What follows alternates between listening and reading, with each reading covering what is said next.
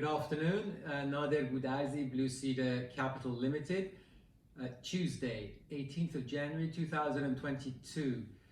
I wanted to talk to you about something that I believe is very important in the way that companies are managed.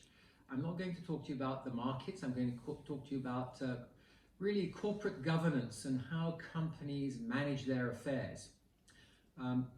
I've observed many a market cycle and many a market crash since 1980, and my observation has been that by and large there has been a major conflict of interest between the interests of management running corporations and the interests of shareholders.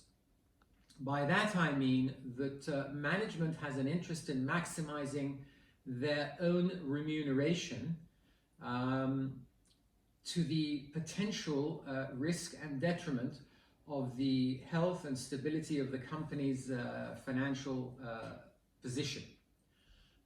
We've seen this many a time, but clearly recently I've noted this in one of the Swiss banks, I will not name it, that had major problems with Archegos hedge fund and Evergrande real estate company in China. They proceeded with trading on a massive scale for one particular client with undue regard for leverage and undue regard for risk. Clearly there, the intention was to maximize returns for the corporation and thereby maximize bonuses for the executive committee members. Albeit the intent was a positive intent, but with little due regard for risk versus reward.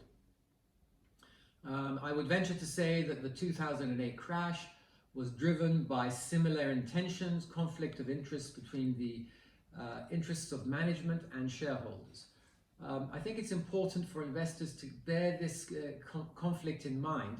A corporation needs to have some due regard for the risks that are being taken by its managers and keep an eye on those and have a separation of, shall we say, oversight between risk and profit.